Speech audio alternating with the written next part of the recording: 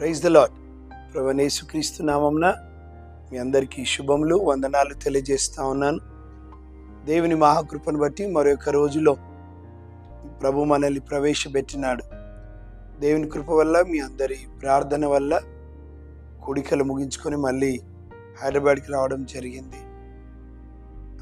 మార్గంలో దేవుడిచ్చినటువంటి స్థలాల్లో వీడియో చేయడం జరిగింది. మీరంతా చూశారు.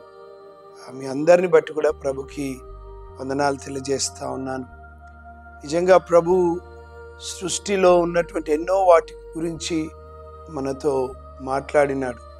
కొన్ని సందర్భాల్లో ప్రభువే అన్నాడు కదా, పక్షులను చూడండి అన్నాడు, పువ్వులను చూడండి అన్నాడు, ఆ జంతువులను వాడాడు, పక్షిరాజును వాడాడు. దాదాపుగా పక్షిరాజు గురించి బైబిల్ గ్రంథంలో 34 సార్లు చూస్తాం. దేవుడు వాటిని జ్ఞాపకం చేసినప్పుడల్లా వాటిలోంచి మనం ఏవో నేర్చుకోవడానికి ప్రభువు మనకి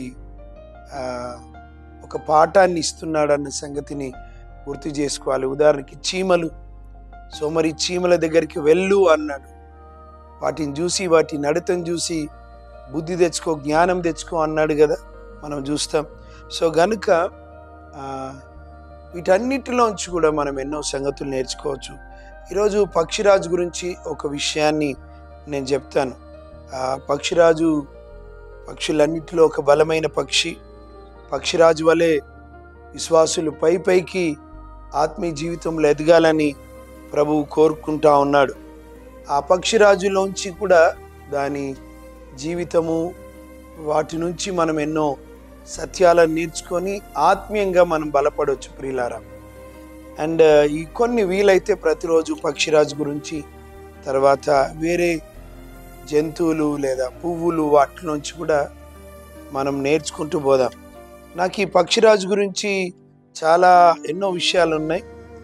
దాని వివాహం గురించి మీకు చెప్పాలని ఇష్టపడుతున్నాను. ఈ పక్షిరాజు వివాహం గురించి. ఈ పక్షిరాజు, ఆడ పక్షిరాజు, మగ పక్షిరాజు ఉంటుంది కదా. ఆడ పక్షి ఉంటుంది, మగ పక్షి ఉంటుంది.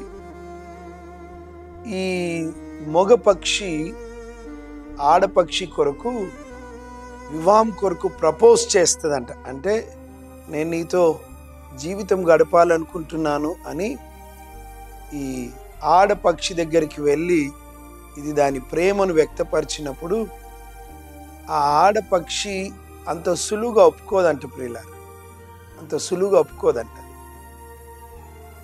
నేను నీకు చేసుకోవాలంటే కొన్ని పరీక్షలు నువ్వు పాస్ అవ్వాలి అని అది 3 పరీక్షలు పెడుతుందంట. నేను ఇది చూసినప్పుడు, చదివినప్పుడు ఆశ్చర్యపోయాను. దీని గురించి, ఆ పక్షిరాజు గురించి చదవడం మొదలుపెట్టినప్పుడు ఆ ఆడపక్షి నన్ను పెళ్లి చేసుకో, లేదా నేను నీతో సంసార జీవితాన్ని గడుపుతాను అని ప్రపోజ్ చేస్తూ వెనకాల పడుతున్నప్పుడు ఆడపక్షి అంత సులువుగా ఒప్పుకోకుండా 3 పరీక్షలు పెడుతుందంట. మొదటి పరీక్ష ఏంటంటే, ఒక చిన్న పుల్లను తీసుకెళ్ళి చాలా పైకి పోతుందంట ఆడపక్షి. మనకు తెలిసి ఇవి చాలా ఉన్నతమైన స్థలాల్లో ఎగురుతుంటాయి. ఏ పక్షులు కూడా ఎగరలేనంత పైకి ఎగురుతాయి ఇవి పక్షిరాజు. వాటి ఏమంటారు, వాటి వంశం, వాటి పక్షిరాజులన్నీ కూడా. అయితే వినండి ప్రియులారా, ఈ పక్షిరాజుని వివాహం ఆడడానికి ఇష్టపడుతున్న ఈ మగ పక్షిని ఆడపక్షి ఏం చేస్తుందంటే చాలా పైకి వెళ్ళి ఒక పుల్లను కింద పాడేస్తుందంట. ఒక పుల్లను కింద పాడేస్తే అది కింద పడకముందే దాన్ని పట్టుకొని తీసుకొచ్చి ఆడపక్షికి ఇది ప్రజెంట్ చేయాలంట మగపక్షి. ఎందుకంటే రేపు నువ్వు నాకు ఆహారము తీసుకురాగలగాలి, కరెక్ట్గా క్యాచ్ చేయగలగాలి, నా కొరకు వేట సరిగా చేయాలి కదా. సో నీ కనుదృష్టి కరెక్ట్గా ఉందా, షార్ప్గా ఉన్నావా, నాకు ఆహారాన్ని తీసుకురాగలవా అని ఆ పుల్ల పారేస్తే ఆ పక్షి ఒకవేళ అది పడకుండానే దాన్ని తీసుకొని వస్తే మొదటి పరీక్ష పాస్ అయినట్టంట. అంతటితో ఊరుకోదు అది. రెండవ పరీక్ష టెస్ట్ పెడుతుంది. ఏంటిదంటే, దానికన్నా కొంచెం పెద్ద ఒక కర్ర ముక్క తీసుకొని మళ్ళీ పైకి వెళ్ళి అక్కడ నుండి బారేస్తుంది. మొదటిసారి అది పుల్లని బారేస్తుంది, ఈసారి పెద్ద కర్ర ముక్కను పారేస్తుందంట. అది కూడా పడకుండా దాన్ని క్యాచ్ చేసుకొని పట్టుకొని మళ్ళీ ఈ ఆడపక్షి దగ్గరకు వచ్చి అది ఇవ్వాలి. ఈ పరీక్ష ఎందుకంటే రేపు మనం గూడు పైన కట్టుతాం కదా, ఒకవేళ మన పిల్లలు జారి పడుతుంటే నేను చేసుకోబోయే ఈ అబ్బాయి, ఈ పక్షి నా పిల్లల్ని కాపాడుతాడా అని అదొక పరీక్ష పెట్టి, ఒకవేళ ఆ రెండో పరీక్షలో అది ఆ కర్ర ముక్కను తీసుకొని వస్తే పాస్ అయినట్టు. చివరిది మూడవ పరీక్ష పెడుతుంది. ఆ పరీక్ష ఏంటిదంటే ఈసారి పెద్ద కర్ర ముక్క, దానంత బరువున్న కర్ర ముక్క, ఆ ఆడపక్షి ఎంతైతే బరువు ఉంటుందో అంత ఉన్న బరువు ఉన్నటువంటి ఒక కర్ర ముక్కను తీసుకెళ్ళి పైనుంచి పారేస్తుందంట. దాన్ని కూడా ఈ మగ పక్షి పట్టుకొని వచ్చి పాస్ అయి దానికి ప్రజెంట్ చేయాలి. ఎస్, అది ఎప్పుడైతే ప్రజెంట్ చేస్తుందో ఈ మూడవ టెస్ట్ కూడా పాస్ అయితే దాంట్లో ఆలోచన ఏంటంటే రేపు ఏదైనా విషయంలో గూడు చెదిరి నేను బలహీనమై పడిపోతుంటే నువ్వు నన్ను కాపాడగలవా అన్న పరీక్ష అది పెడుతుందంట. ఈ మూడవ దాంట్లో కూడా పాస్ అయినప్పుడు అప్పుడు దాంతో స్నేహం వివాహానికి ముందుకు వెళుతుంది. నేను ఇదంతా ఎందుకు చెప్పానో తెలుసా? దీంట్లోంచి ఈరోజు ప్రియులారా, సహోదరి సహోదరా, ప్రాముఖ్యంగా యవన బిడ్డలారా, మీతో ప్రభు మాట్లాడుతున్నాడు. ఒక పక్షికి తన పార్ట్నర్, లైఫ్ పార్ట్నర్ విషయంలో అంత నిబద్ధత ఉంటే, ఒక కొలతబద్ధతో ఉంటే, ఒక పరీక్ష పెడితే నీ లైఫ్ పార్ట్నర్ని చూస్ చేసుకోవడానికి కొలతబద్ధం ఉంది కదా మనకి.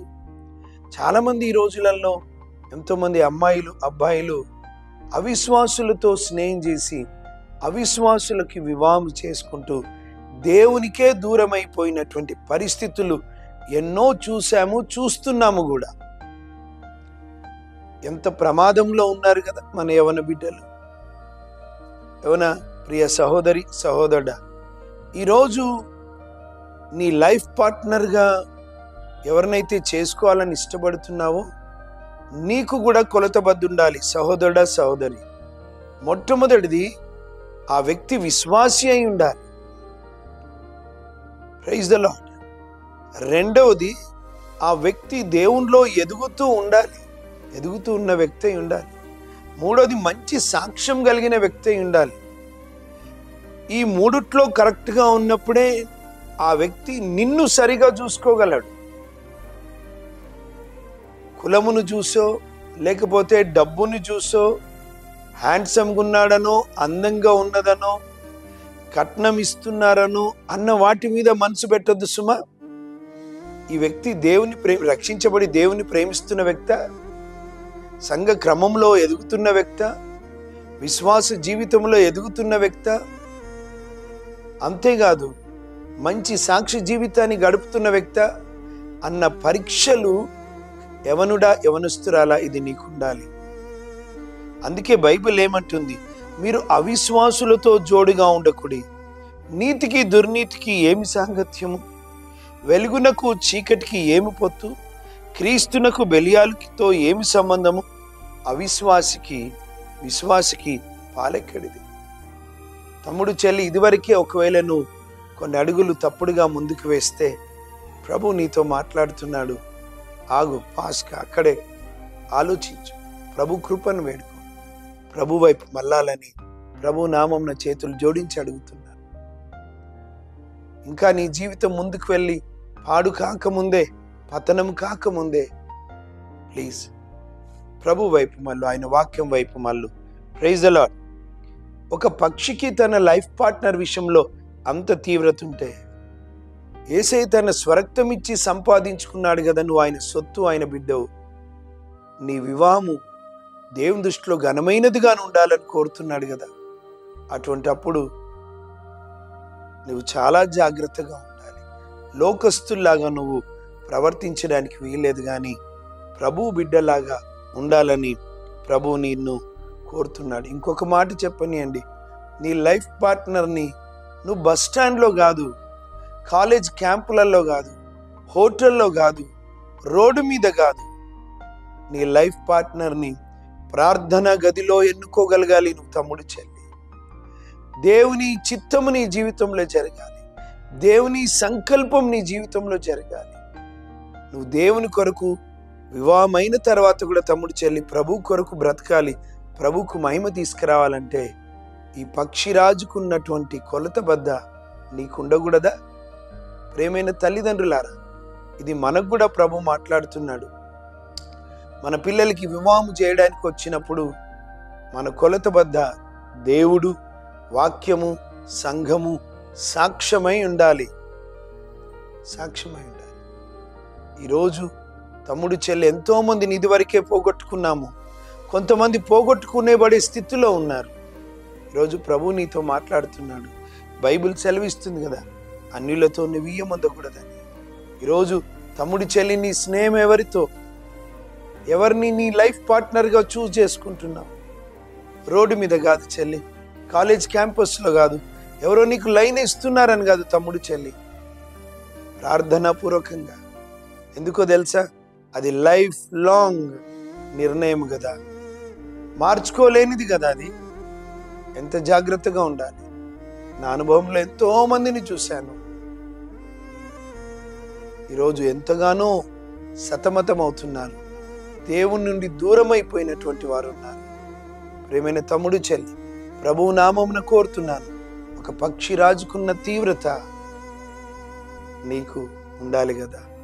ప్రభు సహాయం చేస్తాడు. ఆయన నీ కొరకు దాచించిన మేలు చాలా గొప్పది, అద్భుతమైనది. ఆయన భవిష్యత్తు ఎరిగిన దేవుడు, హృదయంలో ఎరిగిన దేవుడు. ఆయన కన్నా ఇంకెవరు నీకు ది బెస్ట్ ఇవ్వగలరు? ప్రభుకి ప్రార్థనలో వెళ్ళు, ఆయన సహాయం కోరు. ఒకవేళ ఇదివరకు ఎక్కడైనా తప్పుట అడిగేస్తే ప్రభు దగ్గరికి రా, క్షమాపణ అడుగు, మళ్ళీ నూతనంగా మొదలుపెట్టు. ప్రభు నీకు సహాయం చేస్తాడు. దేవుడు మిమ్మల్ని దీవించి ఆశీర్వదించునుగాక. Amen. God bless you all.